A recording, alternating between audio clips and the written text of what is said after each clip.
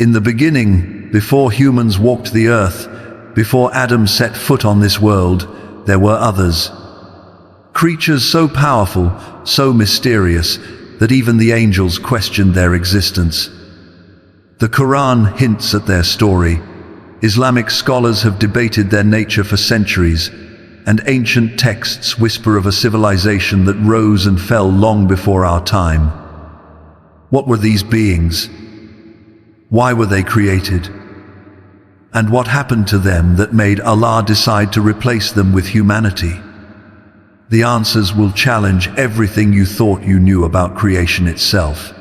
If you're fascinated by the hidden chapters of Islamic history and the mysteries of creation, make sure to subscribe and hit that notification bell so you don't miss what's coming next. And tell me in the comments, where are you watching this video from right now?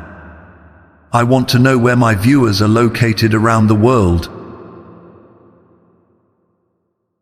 The story begins not on earth, but in the heavens.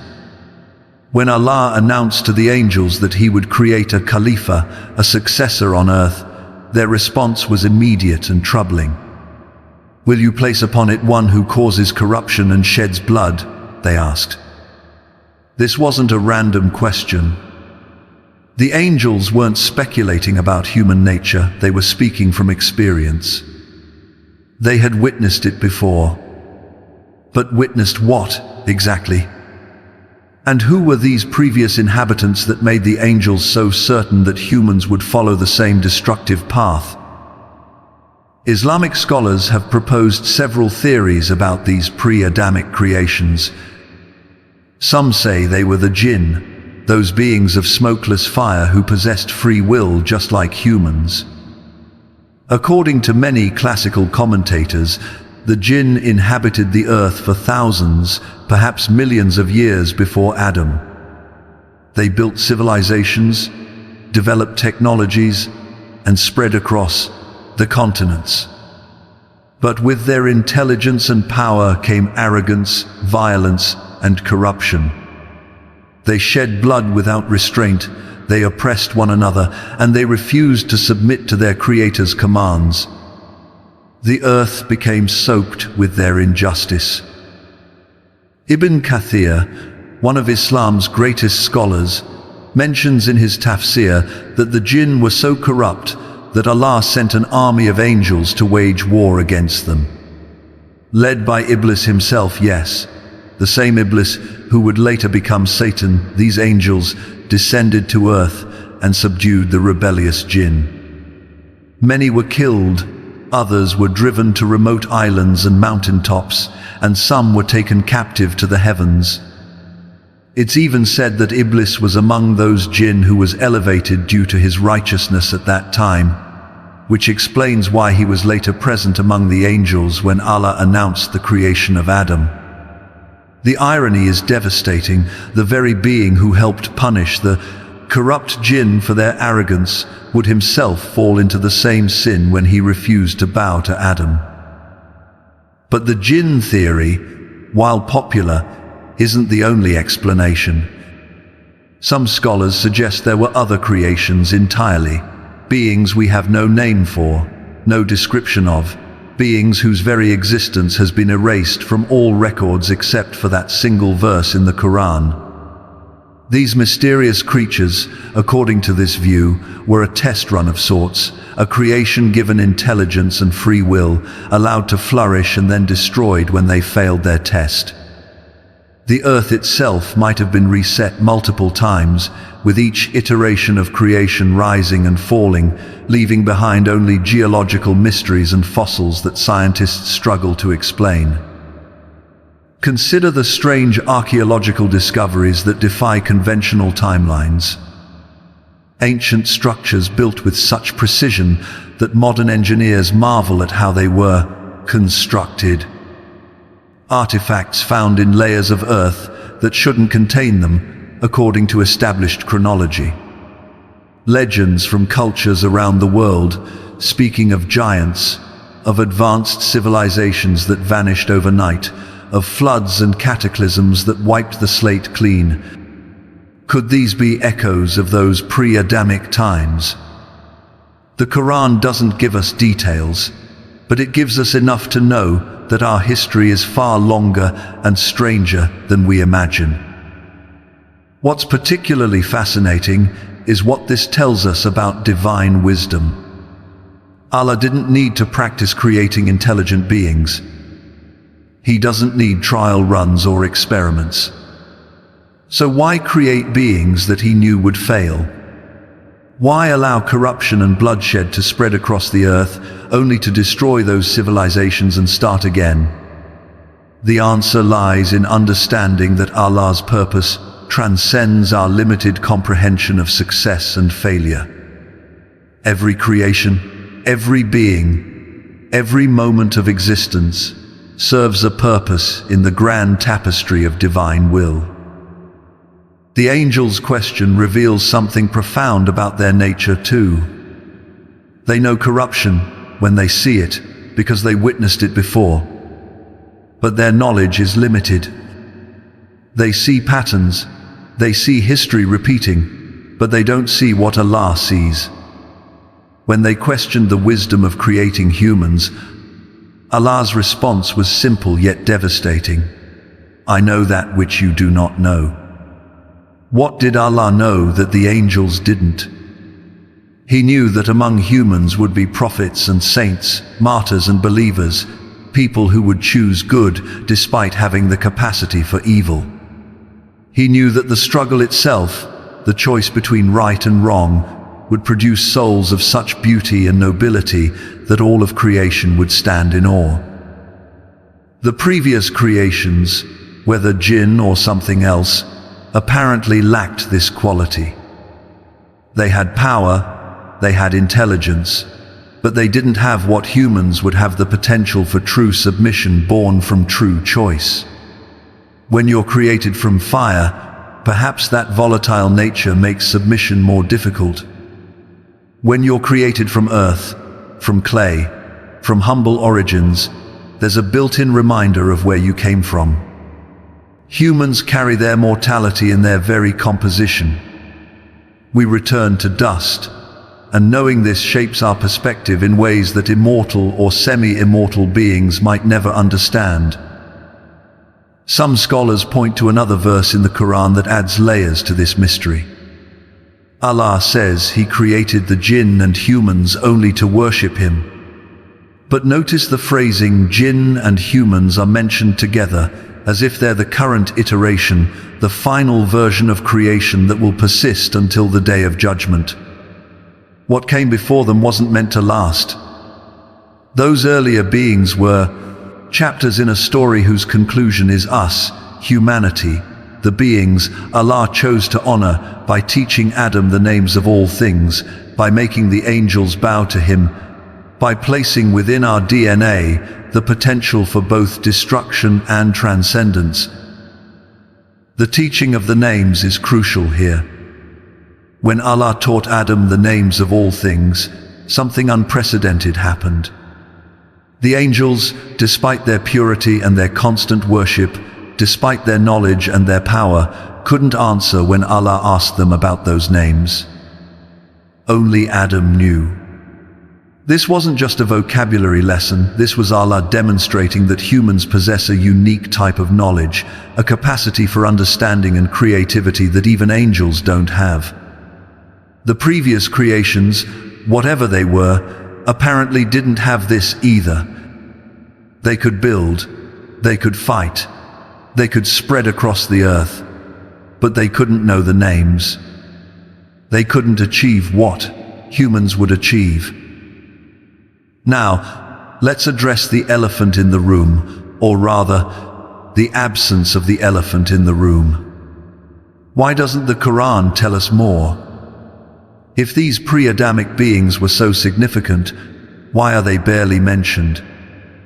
The answer is simple: because their story isn't what matters to us.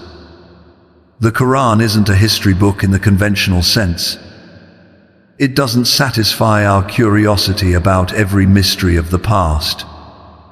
It gives us what we need to know for our own journey, our own test. The brief mention of previous creations serves to remind us that we're part of a much larger story, that Allah's creative power knows no bounds, and that we shouldn't take our existence for granted. But here's where it gets even more interesting. If the angels witnessed the corruption of previous creations, they also witnessed their destruction. They saw civilizations rise and fall. They saw Allah's justice in action. So when they questioned the creation of humans, they weren't doubting Allah's wisdom, they were expressing concern based on traumatic experience. Imagine watching intelligent beings destroy themselves and each other, watching the earth run red with blood, watching corruption spread like a disease. Then imagine being told it's going to happen again with a new creation. The angels' question wasn't arrogance, it was something closer to grief. This context makes Allah's response even more profound. He didn't rebuke the angels for questioning. He didn't punish them for their concern. Instead, He educated them. He showed them what they couldn't see, that humans, despite their capacity for corruption, would also achieve heights that previous creations never reached. We would produce individuals who would sacrifice everything for truth. We would create beauty in art, in poetry, in acts of kindness that echo through generations. We would build not just cities, but communities bound by love and mercy. We would fail. Yes, we would fall, absolutely, but we would also rise again, seek forgiveness, and strive to be better. The story of these pre-Adamic creations also raises questions about time itself. How long did they exist? Thousands of years? Millions? Islamic scholars have noted that Allah's measurement of time is nothing like ours. A day with Allah is like 1,000 years of what we count. The earth is billions of years old according to scientific evidence, and nothing in Islamic theology contradicts this. Those vast ages before Adam could have hosted multiple cycles of creation and destruction. The geological record, the fossil record, the evidence of mass extinctions and dramatic environmental changes, all of this could be the physical evidence of those earlier chapters. Some modern Muslim thinkers have even suggested that dinosaurs and other prehistoric creatures might have been among these pre-Adamic creations.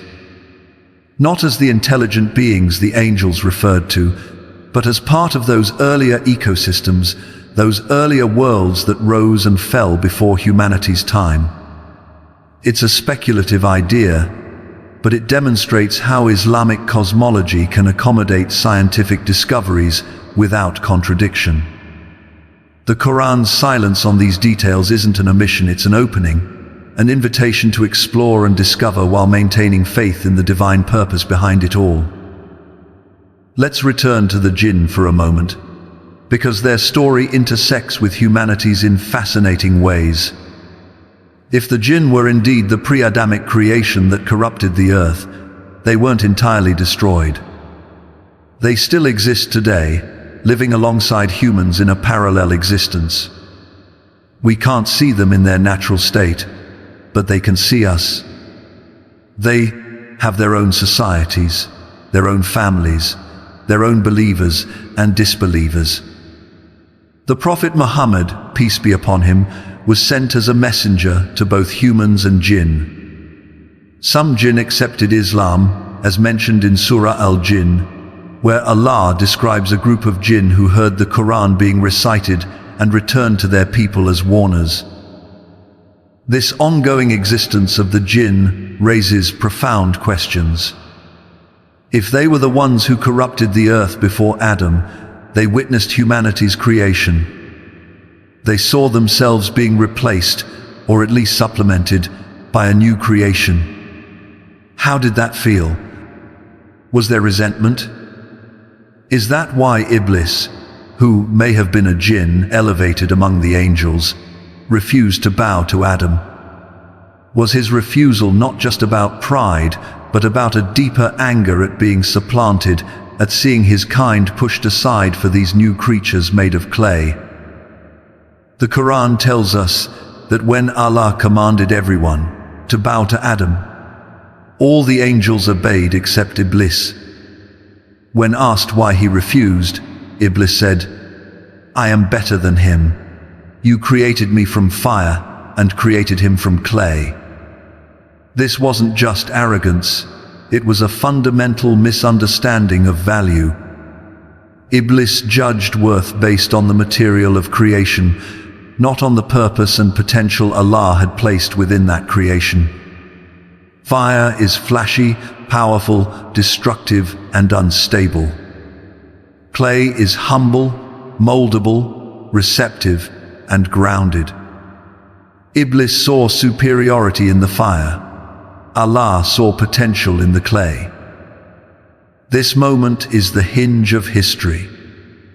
Everything that happens afterward, the temptation in the garden, the descent to earth, the struggles of humanity, the prophets and their messages, the rise and fall of nations, all of it flows from this moment when Iblis refused to bow.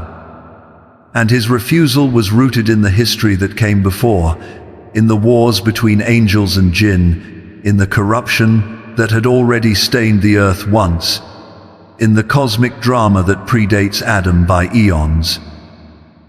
We are not the beginning of the story, but we might be its conclusion. The previous creations failed their test in ways we can only partially understand. Humanity was created with full knowledge of that history, designed specifically to succeed where others failed. We carry within us both the capacity for corruption that destroyed earlier beings and the divine spark that can elevate us above even the angels. Every human being is a battlefield where this cosmic drama plays out in miniature.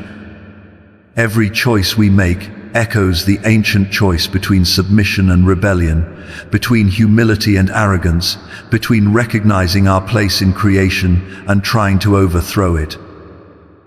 The scholars of Islam have spent centuries contemplating these mysteries, and their insights reveal the depth of Quranic wisdom. Al-Tabari suggests that the earth went through 70,000 ages before Adam, each age ending in destruction due to the corruption of its inhabitants.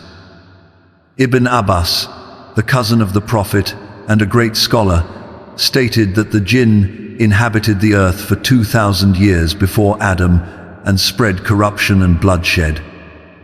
Al-Qurtubi explores the idea that the angels' question was based on their knowledge of these previous creations, making their concern understandable even if their knowledge was incomplete.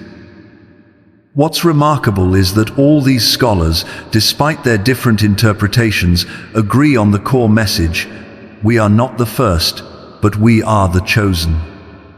Allah could have continued creating and destroying civilizations endlessly, but He chose to invest humanity with a special status. He taught us the names. He honored us by making angels bow to our father Adam. He sent us guidance through prophets. He revealed His word to us, and He promised that believers among us would achieve a station that even angels envy. Think about the weight of that responsibility. We walk on earth that has been walked on before by beings we can't even imagine. We breathe air that has carried the sounds of civilizations that vanished without leaving a name. We live in a world that has been reset, redesigned, and granted to us as a final home until the day of judgment. The angels watch us, remembering what came before, wondering if we'll make the same mistakes. The Jinn live alongside us, some righteous and some wicked, all of them witnesses to both the rise and fall of their own civilization and the potential rise or fall of ours. But here's the hope embedded in this entire narrative. Allah didn't give up on creation. Despite the corruption of previous beings, despite the bloodshed and the failure, He created us with even greater potential. He didn't just repeat the experiment, He refined it. He gave us prophets to guide us, books to teach us, communities to support us, and a promise that this time some of us will succeed spectacularly. The believers, the righteous, the ones who struggle against their own capacity for corruption and choose submission. Instead, these are the ones who justify the entire experiment of creation. Every act of kindness you perform, every prayer you offer, every injustice you refuse to participate in, every time you choose forgiveness over revenge, humility over arrogance, truth over convenience, these choices are your proof that humanity was worth creating. You are living evidence that Allah's knowledge exceeded the angels' understanding. You are the answer to their question, will you place upon it one who causes corruption? Yes, He will place beings capable of corruption, but also capable of transcending it in ways no previous creation achieved. The story of pre-Adamic creations isn't just ancient history, it's a mirror held up to our present. Are we repeating their mistakes? When we look at the corruption in our societies, the bloodshed in our wars, the injustice in our systems, the arrogance in our hearts, are we walking the path that led earlier beings to destruction? Or are we learning from their fate, using the guidance Allah has given us to chart a different course? The test is ongoing. Every generation faces it anew. The angels are still watching, the Jinn are still among us, and Allah's judgment remains certain. But unlike the mysterious beings who came before, we have something they didn't. We have clear guidance. We have prophetic examples. We have a book preserved for all time, and we have the knowledge of what happened to those who failed. We have no excuse, and every opportunity. As you go about your day, as you make your choices, remember that you're not just living your individual life, you're participating in a cosmic narrative that began before time as we know it. You're the latest chapter in a story that has seen rises and falls, creations and destructions, successes and failures. The earth beneath your feet is ancient beyond comprehension, and it remembers everything, even if we don't. Make your mark on it, one that justifies your creation, that proves Allah's wisdom, that silences any doubt about whether humanity was worth the risk. The mysterious creatures who dominated Earth before Adam are gone, their civilizations erased, their names forgotten, their achievements buried under layers of time and earth. But their legacy remains as a warning and as context for understanding our own purpose. We are not them, but we could become like them if we forget why we're here.